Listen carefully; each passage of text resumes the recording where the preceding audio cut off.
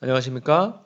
오늘은 로마서 3장 21절에서 24절 말씀을 본문으로 하여 복음의 반전이란 제목으로 말씀 선포하겠습니다. 오늘 본문은 좀 짧은 관계로 제가 먼저 읽어드리겠습니다. 여러분 성경을 직접 피셔서 함께 눈을 읽으시면 좋겠습니다. 이제는 율법 외에 하나님의 한 의가 나타났으니 율법과 선지자들에게 증거를 받은 것이라. 곧 예수 그리스도를 믿음으로 말미암아 모든 믿는 자에게 미치는 하나님의 의니 차별이 없느니라. 모든 사람이 죄를 범하였음에 하나님의 영광에 이르지 못하더니 그리스도 예수 안에 있는 구속으로 말미암아 하나님의 은혜로 값없이 의롭다 하심을 얻은 자 되었느니라. 오늘 말씀의 제목은 복음의 반전입니다. 우리 지난 시간에 배웠던 거 함께 좀 복습해 보겠습니다.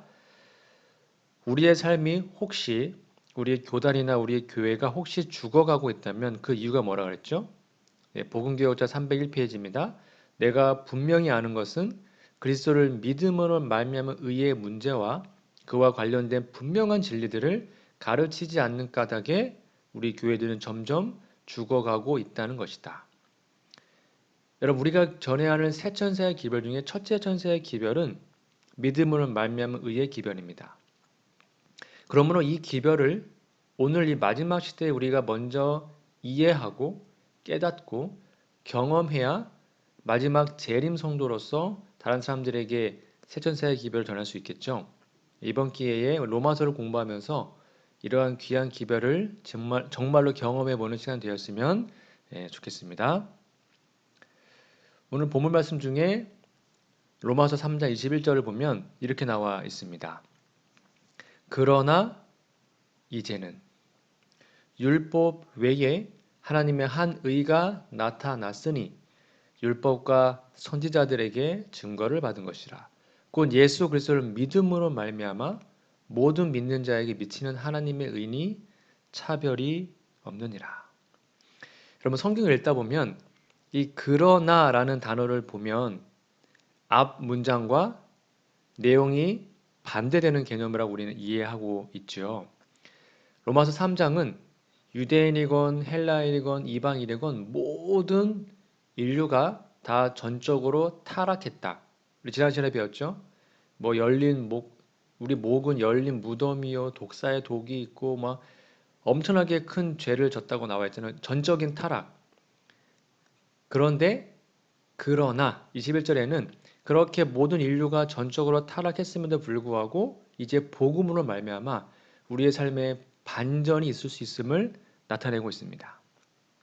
그래서 오늘은 이 그러나 이제는이라는 단어를 조금 공부해 보도록 하겠습니다. 그러나 이제는 첫 번째입니다.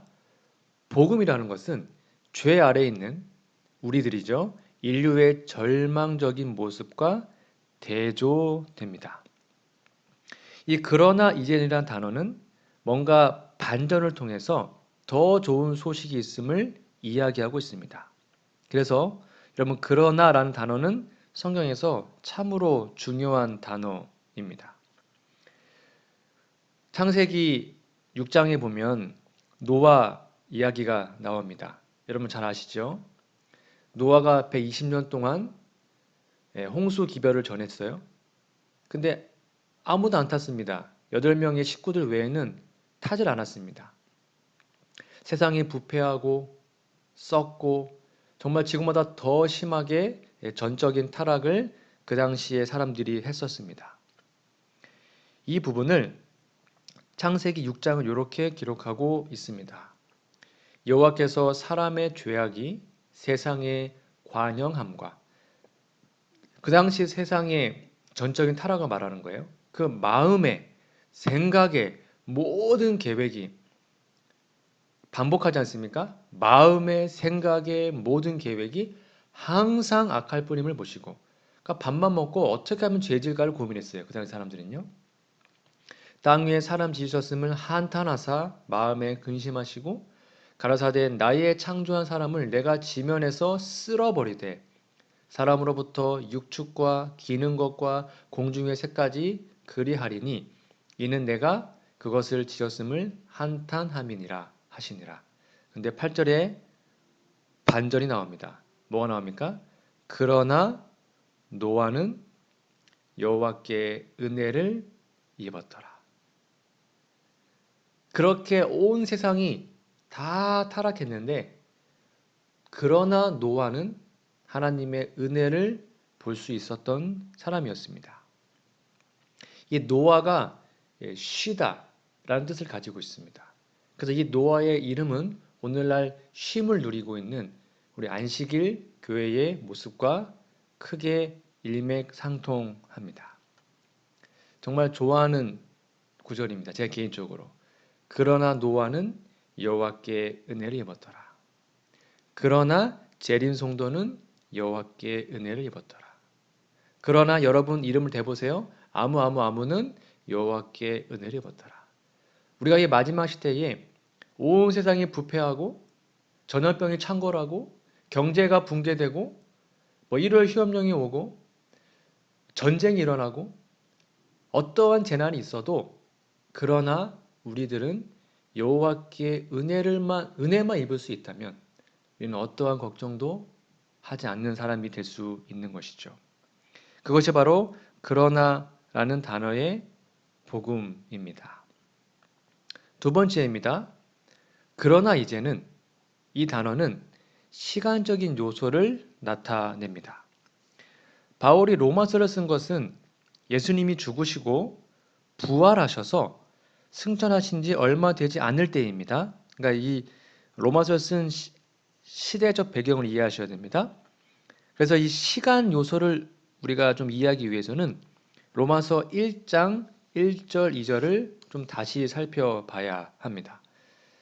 로마서 1장 1절 2절 예수 그리스도의 종 바울은 사도로 부르심을 받아 하나님의 복음을 위하여 택정함을 입었으니 이 복음은 하나님이 선지자들로 말미암아 그의 아들에 관하여 성경에 미리 약속하신 것이라.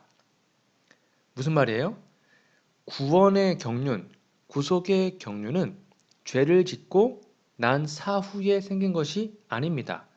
하나님은 죄가 생기기 전에 이미 구속의 경륜을 생각하셨고 아담이 죄를 짓자마자 그 구원을 약속하셨습니다. 그게 창세기 3장 15절에 나오죠. 그리고 그 구원의 언약은 노아와 아브라함을 거쳐 계속 반복되어 내려왔어요. 그리고 아담 때부터 지금까지 모든 인류는 그 구원의 언약, 창세 언약을 통하여 우리는 지금 구원을 받고 있음을 기억해야 합니다. 그래서 그 의미가 로마서 3장 21절에 기록되어 있습니다. 보세요. 오늘 본문 말씀입니다. 그러나 이제는 우리가 전적으로 타락했지만 율법은 우리를 정죄할 수밖에 없거든요. 근데 율법 외에 하나님의 한 의가 나타났대요. 그것은 바로 율법과 선지자들, 즉 구약 성경의 증거를 받은 것입니다. 여기 3장 21절에서 우리가 주목해야 하는 것은 하나님의 한 의가 나타났는데 이 나타났다는 것이 과거 시제입니다. 무슨 말입니까? 바로 예수님이 탄생하심으로 모든 인류의 역사가 BC와 AD, 주 전과 주 후로 나누셨고 그리고 온 인류의 역사를 구분해 놓으신 것입니다. 이건 우리에게 되게 시사하는 바가 큽니다. 여러분, 왜 예수님이 하나님이신가요? 여러분 정말 예수님이 하나님, 신적인 존재임을 증명할 수 있으신가요? 성경에 보면 이런 말씀이 있습니다. 요한복음 14장 6절. 여러분 이거 되게 이상한 말입니다. 예수님은 인간으로 오셨잖아요. 근데 인간인데 사람인데 이렇게 얘기하면 우리 좀 고민해 봐야 됩니다. 보세요. 예수께서 가라사대 내가 곧 길이요 진리요 생명이니. 예수님이요 자신이 길이고 자신이 진리고 자신이 생명이래요. 그리고 나로 말미암지 않고는 즉 자신을 믿지 아니하면 하나님께로 올 자가 없다 그랬습니다. 요한복음 11장 25절 예수께서 가라사대 나는 부활이요 생명이다. 그래서 나를 믿는 자는, 즉 예수님을 믿는 자는 죽어도 산다. 이렇게 말했습니다. 요한복음 6장 51절 나는, 즉 예수님은 하늘로서 내려온 산떡이다 라고 얘기합니다. 그리고 이 떡을 먹으면, 내 살을 먹으면 너희는 영생할 거다 라고 말씀하십니다. 여러분, 인간인데 자신이 하나님이다, 나만 구원자고 나 외에는 진리가 없고 나를 믿어야 부활할 수 있고 나를 믿어야 살 수 있다, 내가 온 우주의 창조주다 라고 인간이 그렇게 얘기한다면 그 사람은 세 명 중에 하나입니다. 무슨 말일까요? 첫 번째는 미친 사람입니다. 여러분, 정신병원에 가면 자기가 하나님이라는 사람 되게 많습니다. 그러니까 인간이면서 본인이 신이라고, 사람이 아니라 내가 하나님이라고 말하면 그 미친 사람입니다. 두 번째는 희대의 사기꾼입니다. 요즘에 신천지가 아주 문제가 많죠. 그러니까 사이비 교주같이 인간이면서 자기가 성령이다, 자기가 하나님이다, 자기가 재림 예수다 이렇게 말하고 있잖아요. 그리고 마지막 세 번째는 뭐냐면 정말 말 그대로 창조주 하나님이든지, 그러니까 셋 중에 하나예요. 인간이면서 자기가 하나님이라고 말하면 미쳤든지 사기꾼이든지 말 그대로 창조주 하나님이든지 셋 중에 하나입니다. 여러분, 그러면 예수님이 미친 분인가요? 왜 올해가 2020년이죠? 그것은 예수님을 탄생을 기준으로 2020년이 흘렀기 때문에 올해가 2020년입니다. 만약에 예수님이 미친 분이라면 미친 사람의 탄생으로 전 인류의 역사를 나눈다? 그게 말이 됩니까? 말이 안 되는 거죠. 그럼 첫 번째, 예수님은 미친 분은 아니라는 것입니다. 자, 그러면 희대의 사기꾼.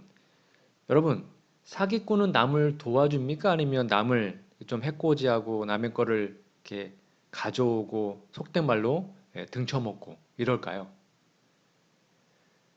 사기꾼은 그렇게 남에게 나쁜 짓을 많이 합니다. 자, 그러면 예수님이 사기꾼인가? 여러분, 사기꾼이 남을 위해서 죽는 거 봤습니까? 예수님은 십자가에 달려 죽으셨습니다. 인류를 위해서 죽으셨죠.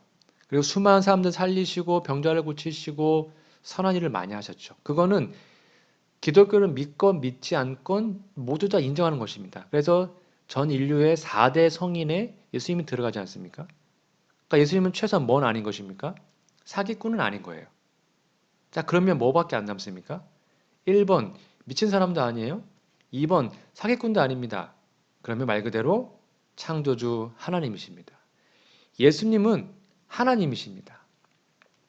그래서 그분이 나타났을 때 우리는 구원받을 수 있는 복음의 진수를 경험하게 되는 것입니다. 그래서 모든 인류는 그 역사가 BC, Before Christ, 기원 전과 AD, 아노 도미니, 기원 후로 나뉘게 됩니다. 근데 이것은 역사적인 예수님입니다. 이 역사적인 예수님은 온 인류의 역사를 BC와 AD로 나누는 시간적인 요인을 발생합니다. 근데 이것이 그냥 옛날 이야기로만 끝나면 의미가 없어요. 이 BC와 AD는 오늘날 저와 여러분의 삶에 적용될 때 의미가 있습니다. 다시 말하면 보세요. BC는 여러분들이 개인적으로 예수님을 만나기 전을 의미합니다. AD는 여러분들이 개인적으로 예수님을 만나서 마음속에 그분을 개인의 구주로 영접한 후의 삶을 말하고 있습니다. 다시 말하면 모든 그리스도인들은 자신의 인생을 두 기간 BC와 AD로 나눌 수 있습니다. 우리는 예수님 오시기 전에, 즉 주전, 그분을 만나기 전에, 그분이 내 삶의 주인이 되기 전에는 우리의 인생은 하나님이 율법의 정죄 아래 정말 추악하고 더러운 죄인이었습니다. 희망도 없고 평화도 없고 보증도 없었습니다. 두려움과 불안 속에 살았죠. 그냥 죽을 수밖에 없는 죄인입니다. 그러나 이제는 우리가 주님을 만났습니다. AD의 삶을 살죠. 예수님을 영접함으로 그리스도인들은 더 이상 죄의 정죄와 두려움과 불안 속에 살지 않게 되었습니다. 예수님께서 우리의 보증이요 대속물이 되시고 희망이요 평안이요 구원이 되신 것이죠. 혹 아직도 여러분의 삶의 인생의 삶이 예수님 만나기 전에 그 BC 주 전의 인생을 살고 있지는 않습니까? 아직도 불안하고 걱정 근심에 쌓여서 자신의 죄책감 때문에 낭망하고 살고 있지 않습니까? 정말 우리의 삶은 주후 AD의 인생을 살고 있습니까? 예수님 만나서 정말로 모든 정죄와 두려움과 불안에서 해방되어 살고 있으신지요? 여러분의 인생에서 예수님을 만나서 구원을 경험하고 결정적인 전환점을 맞이하고 있는가를 고민해 보셔야 합니다. 그것이 재림 준비입니다. 우리가 역사적인 예수님, 우리가 개인적으로 예수님을 그 초림 예수님을 개인적으로 만나지 않으면 재림 예수님 만날 수가 없습니다. 지금 주후 AD의 인생을 살고 있다면 다시는 BC 주전의 삶으로 돌아가지 마시기 바랍니다. 왜요? 우리는 이미 예수님 안에서 하늘 보좌에 앉아 있는 사람들이기 때문입니다. 이게 되게 중요한데요. 에베소서 2장 5절에서 6절 말씀을 볼까요? 허물로 죽은 우리를, 이게 주전 삶이잖아요. 그리스도와 함께 살리셨고, 이게 주후입니다. 그분을 만난 후 너희가 은혜로 구원을 얻은 것이라. 또 함께 일으키사 그리스도 예수 안에서 함께 하늘에 앉히시니. 자, 여기에 과거 완료라고 썼죠. 여러분, 우리가 지금 하늘에 갔습니까? 예수님 재림을 했나요? 아직 안 했지 않잖아요. 아직 안 했는데 성경은 말하기를 이미 우리가 하늘에 앉아 있대요. 과거 완료. 이미 그것이 끝난 것입니다. 이미 우리는 믿음으로 예수님 안에서 하늘에 앉아 있는 것입니다. 여러분, 이건 정말 놀라운 선언입니다. 앉을 것이다가 아니에요. 이미 앉아 있는 것입니다. 우리는 하늘에. 누구 안에서요? 예수님 안에서. 화해주석 계시록 5장 6절입니다. 보좌 가운데 계신 어린 양. 하나님 어린 양은 하나님의 보좌 가운데 있는 것으로 우리 앞에 묘사되어 있다. 그는 하나님과 사람을 연합시키고 교통하게 하는 위대한 의식이다. 이렇게 해서 잘 보세요. 사람들은 저 여러분들입니다. 그리스도 예수 안에서 이미 하늘에 앉은 것으로 묘사되었다. 여기가 하나님과 인간이 만나도록 지정된 장소이다. 누구 안에서요? 그리스도 예수 안에서. 그러면 이제는 절대로 예수님 만나기 전에 주전 BC의 삶으로 돌아가지 마시기 바랍니다. 우리는 예수님을 믿고 그분 안에 거하며 그분과 함께 이미 하늘에 앉아 있는 하늘 백성들입니다. 이 놀라운 특권을 버리지 않는 모두가 되기를 간절히 소망합니다. 세 번째, 그러나 이제는 이란 이 단어는 마귀, 사단의 맹렬한 공격에 대한 방어로서 중요합니다. 사탄 마귀는 늘 언제나 우리에게 다가와서 시험을 주고 매우 강한 유혹으로 넘어뜨리려고 합니다. 그때 마귀는 야, 네 같은 게 구원받는다고? 넌 구원받을 자격이 없어. 넌 아직 충분하지 않아. 라고 계속 암시를 주죠. 그러면 이 마귀의 이러한 공격에 우리는 어떻게 해야 될까요? 다 마귀 말이 맞거든요. 우리 부족하고 충분하지 않잖아요. 그러면 낙담하고 주저앉아서 아휴, 역시 난 안 돼. 이래야 될까요? 아닙니다. 이렇게 얘기하셔야 됩니다. 그래, 맞다. 나는 죄인이고 나는 구원받을 수 있는 믿음이 없다. 나도 내가 전혀 의롭다고 느껴지지 않는다. 그러나 이제 나를 의롭게 하는 나의 의가 아니고 차별이 없으신 하나님의 의가 나에게 임했다라고 말해야 합니다. 복음은 사단의 불화살을 막을 방패로서 그리스도인들을 보호합니다. 믿음으로 말미암은 의는 사단의 불화살을 막는 가장 강력한 무기입니다. 그러나 그 이상으로 믿음으로 말미암은 의는 승리하는 삶이 이르는 유일한 길입니다. 사람은 스스로 의로워질 수 없습니다. 그리고 자신의 선한 행실로 하늘에 이를 수도 없죠. 그래서 이 복음이 사단의 불화살을 막아주고 있는 것입니다. 그렇다면 믿음으로 말미암은 의에서 말하는 진정한 믿음은 무엇일까요? 다시 말해서 어떻게 해야 이런 의를 가질 수 있을까요? 하나님의 의를 우리 개인의 것으로 되도록 하기 위해서 우리는 무엇을 해야 할까요? 여기 로마서 3장 22절을 좀 볼게요. 곧 예수 그리스도를 믿음으로 말미암아 모든 믿는 자에게 미치는 하나님의 의니 차별이 없느니라. 여기 바울은 분명하게 하나님의 의가 믿음만을 통해서 우리에게 이르러 온다고 기록합니다. 그렇죠? 믿음으로 말미암아 모든 믿는 자에게 미친다 그랬어요. 그러므로 성경에서 믿음을 무엇이라고 정의하는지 아는 것도 굉장히 중요하겠죠. 왜냐하면 하나님의 의는 오직 믿음으로만 우리에게 이르러 옵니다. 그 하나님의 의가 없으면 아무도 구원받을 수 없어요. 그래서 성경상 진정한 믿음이 되기 위해서는 세 가지의 기본적인 요구 조건이 반드시 충족되어야 합니다. 여러분 잘 보시기 바랍니다. 진정한 믿음의 선행 조건. 진정한 믿음의 선행 조건은 무엇일까요? 또 세 가지로 정리해 보겠습니다. 첫 번째입니다. 진정한 믿음의 선행 조건이란 복음에 대한 지식과 진리를 아는 것입니다. 다시요. 복음에 대한 지식과 진리를 아는 것입니다. 성경 말씀을 좀 보겠습니다. 로마서 10장 17절. 그러므로 믿음은, 여기 또 믿음이 나오네요. 들음에서 나며 들음은 그리스도의 말씀으로 말미암았느니라.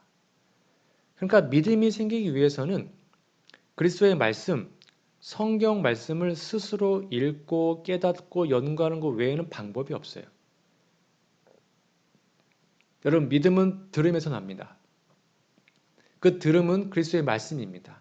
매일 스스로 하나님의 음성을 성경을 통하여 들으셔야 됩니다. 여러분이 스스로 말씀을 읽고 하나님의 음성을 들으셔야 합니다. 그 음성을 들을 때 우리의 믿음은 저절로 살아나게 되어 있습니다. 요한복음 8장 32절 진리를 알지니 진리가 너희를 자유케 하리라.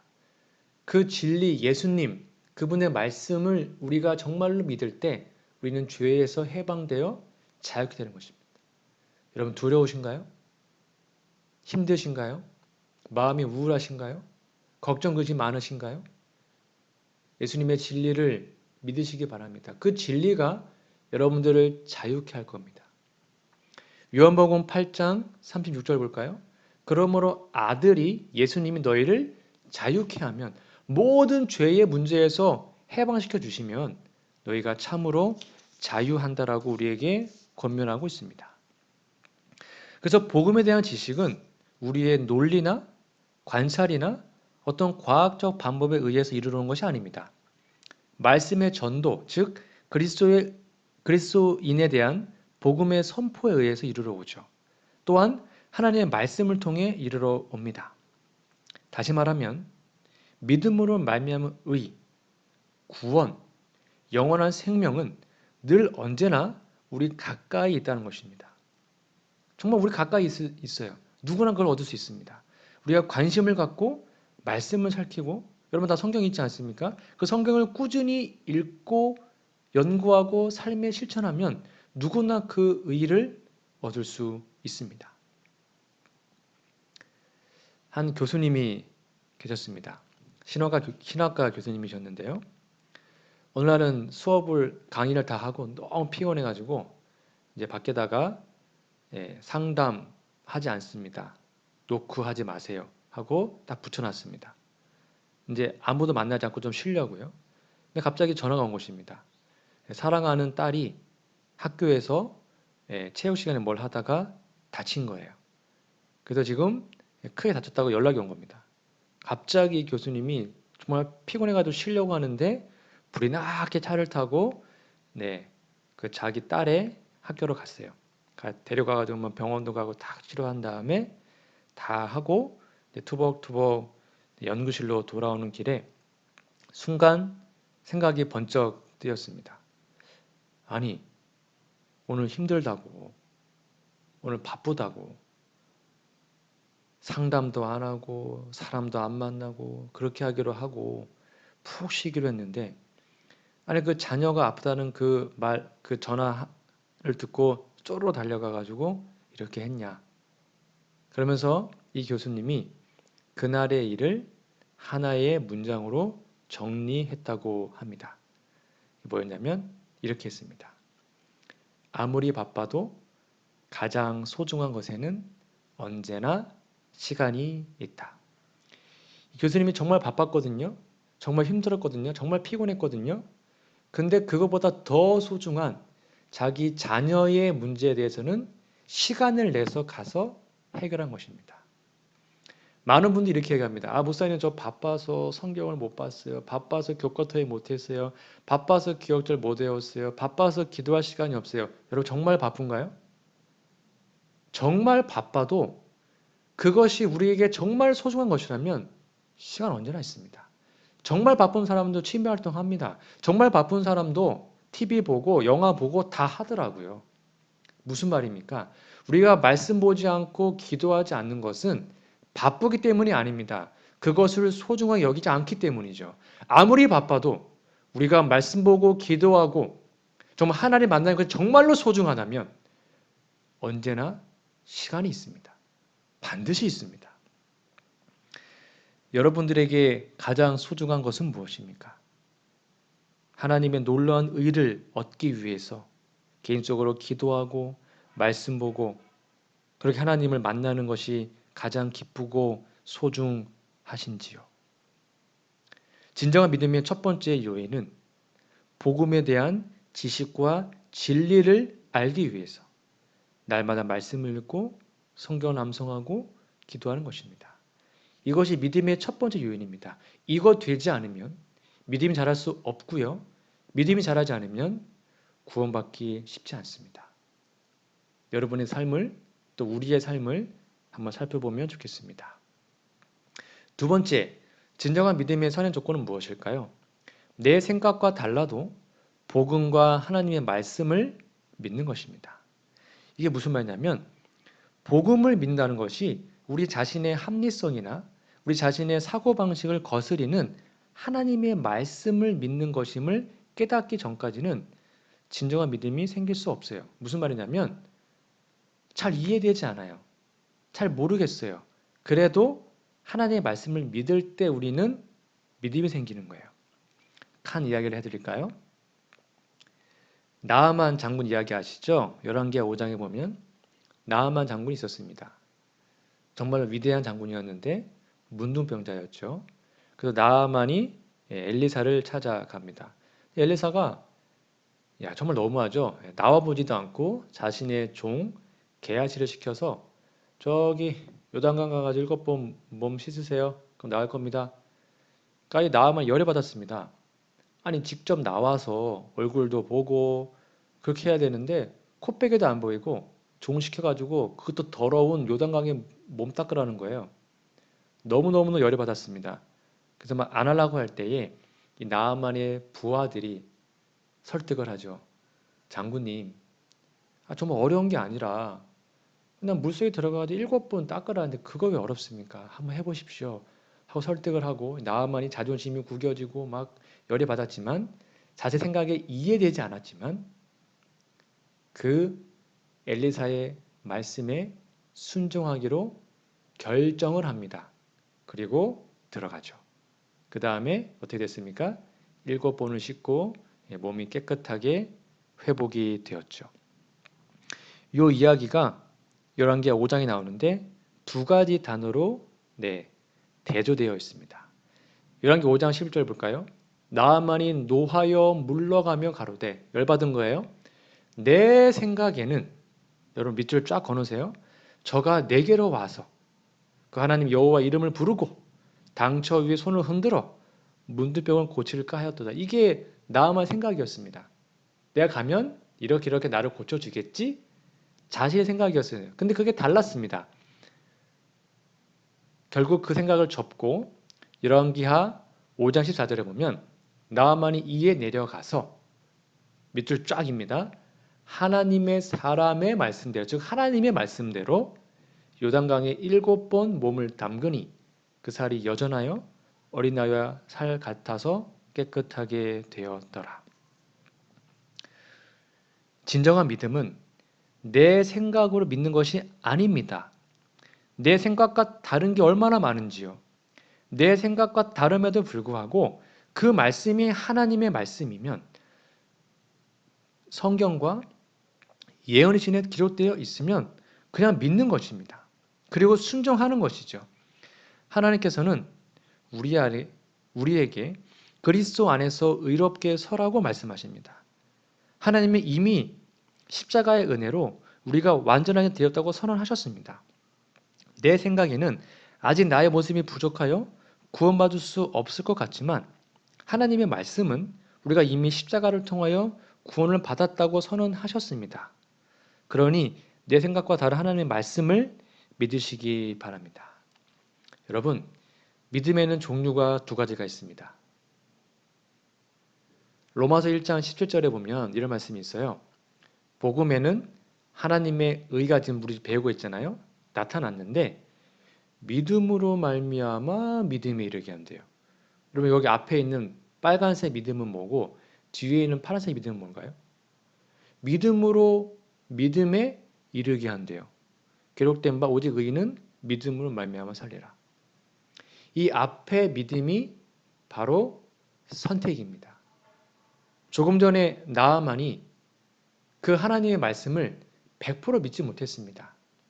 그 자신의 교만을 버리고 그 하나님의 말씀에 한번 따라 보기로 선택을 합니다. 약간의 믿음이 있었죠. 선택을 하고 결정하고 요단강에 들어갔어요. 그리고 몸이 다 나았네요. 그러자 나아만은 그때부터 이방신을 버리고 하나님을 믿는 믿음으로 자라게 되었습니다. 그것이 뒤에 있는 믿음입니다. 우리가 잘 이해되지 않아도 우리의 삶의 모든 문제를 하나님의 말씀 안에서 선택하면 그 믿음이 더 큰 믿음으로 이르게 하는 것입니다. 그러면 여러분, 내 생각을 믿지 마시고 내 생각과 다름에도 불구하고 하나님께서 말씀하셨으니 단순하게 믿는 우리 모두가 되었으면 좋겠습니다. 세 번째, 진정한 믿음의 선행 조건은 무엇일까요? 무조건적으로 복음에 순종하는 것입니다. 여러분, 복음에 순종하는 것과 율법에 순종하는 것에 차이점이 있습니다. 율법에 순종하기 위해서는 무언가를 계속해야 합니다.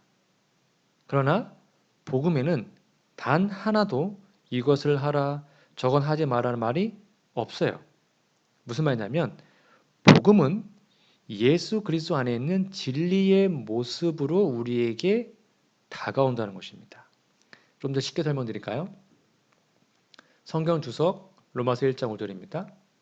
믿음은 그리스도인이 그리스도께 대한 충성과 헌신 그리고 그에 대한 그들의 의존을 보여주는 마음의 습관과 태도를 의미한다.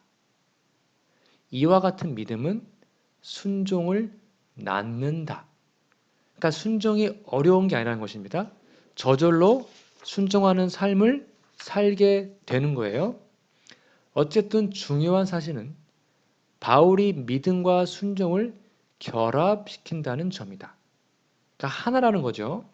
바울은 자신의 사도 직분을 믿음에서 우러나오는 순종을 모든 민족 가운데 이루어내라는 사명, 위임으로 간주한다. 잘 보셔야 됩니다. 진짜 믿음 뭐라는 겁니까? 진짜 믿음은 순종을 낳아요. 진짜 우리가 믿음 안에 있으면 하나님의 말씀에 순종하게 됩니다. 억지로 하는 것이 아니라 그렇게 돼요. 그 순종이 정말 즐겁고 행복하게 됩니다. 고행이 아니라 정말로 즐겁고 행복하게 순종하는 사람으로 변하게 되어 있습니다. 그러면 여러분, 복음에 순종한다는 것은 우리의 의지를 하나님, 곧 그리스도 안에 있는 진리에 굴복시키는 것을 의미합니다. 왜냐하면 그리스도 안에서 하나님께서는 우리의 역사를 다시 쓰셨기 때문입니다. 하나님께서는 우리를 육체로 오신 그리스도 안에 포함시키고 그분의 삶과 죽음 그리고 부활을 통하여 사람의 역사를 다시 쓰셨습니다. 이 새로운 역사에서 우리는 마치 완전한 생애를 살았던 것처럼 완전하게 여겨집니다. 그래서 바울은 예수님이 죽으셨을 때 모든 사람이 그분 안에서 죽었다고 선언했습니다.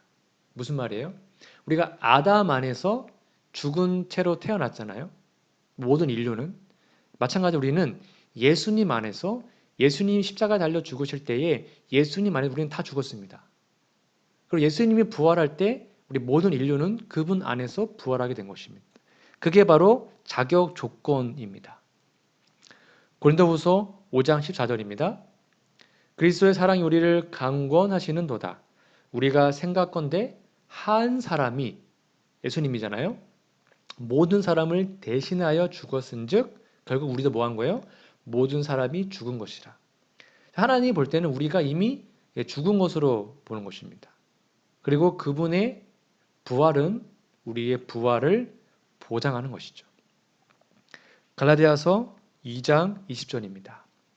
내가 그리스도와 함께 십자가에 못 박혔나니 2000년 전에 예수님만 죽으신 것이 아니라 우리도 예수님과 함께 그분 안에서 십자가에 못 박히는 경험이 필요하다는 것이죠. 그런즉 이제는 내 자아가 다 죽었으니까요.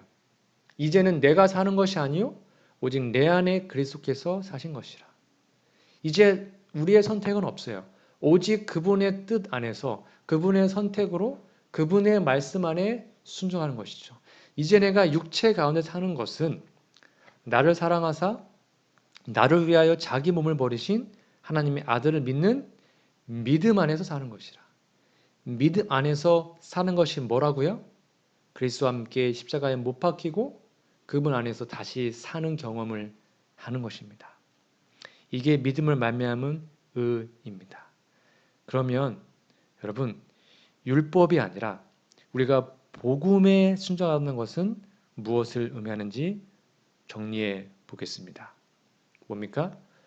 복음에 순종한다는 것은 그리스도의 죽음을, 그분의 죽음을 우리의 죽음으로, 잘 보세요, 받아들이는 것입니다. 복음에 순종한다는 것은 그리스도의 부활을 우리의 부활로 받아들이는 것입니다. 복음에 순종한다는 것은 그리스도의 품성을 우리의 품성으로 받아들이는 것입니다.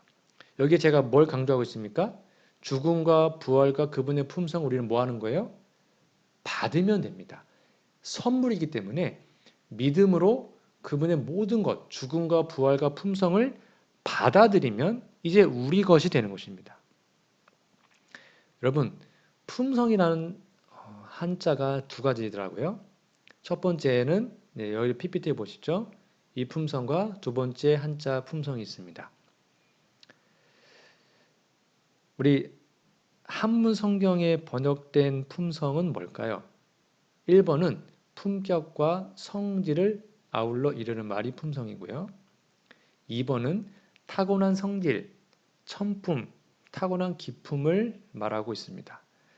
여러분, 1번일까요? 2번일까요? 우리 한자 성경에 번역된 품성.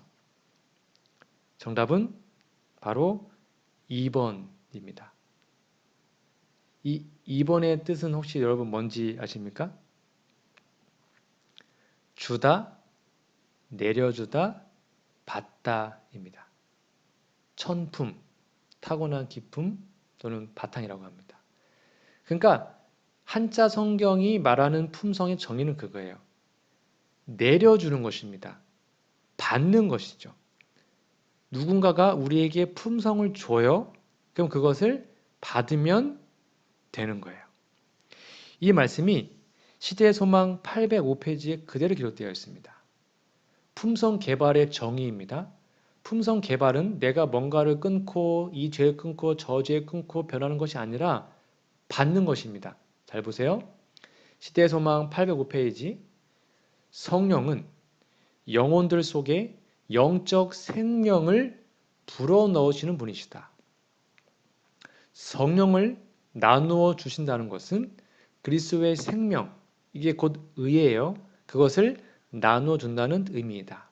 잘 보세요. 성령을 받는 자는 그리스도의 속성, 이게 품성이잖아요. 그분의 품성으로 물들여지게 된다. 그러니까 받는 거네요.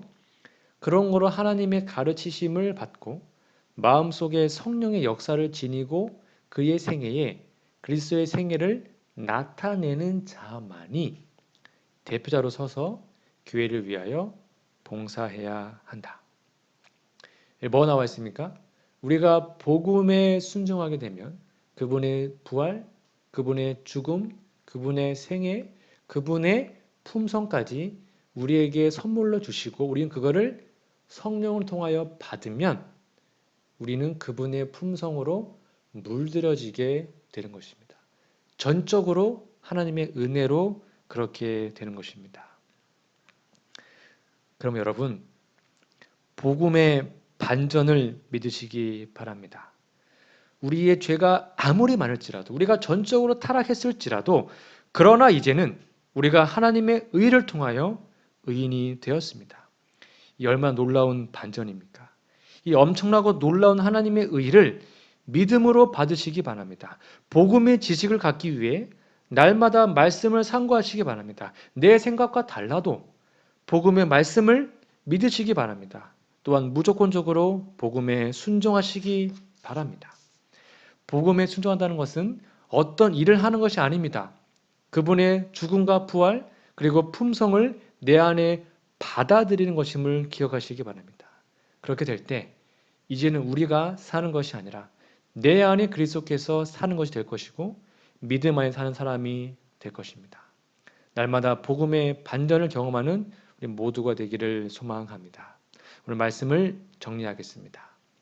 그러나 이제는 복음은 죄 아래에 있는 인류의 절망적인 모습과 대조됩니다.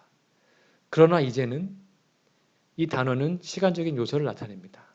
그러나 이제는 이 단어는 마귀의 맹렬한 공격에 대한 방어로서 중요합니다. 또한 진정한 믿음의 조건은 복음에 대한 지식과 진리를 아는 것입니다. 내 생각과 달라도 복음과 하나님의 말씀에 믿는 것입니다. 무조건적으로 복음에 순종하는 것입니다. 아무쪼록 날마다 이러한 놀라운 복음의 반전을 경험하여서 그분의 품성을 날마다 선물로 받아서 예수께서 재림하시는 그날에 우리 모두 하늘까지 이룰 수 있는 주님의 사랑하는 자녀들 되시기를 간절히 바라며 오늘 말씀을 마치겠습니다. 다음 주에 뵙겠습니다. 감사합니다.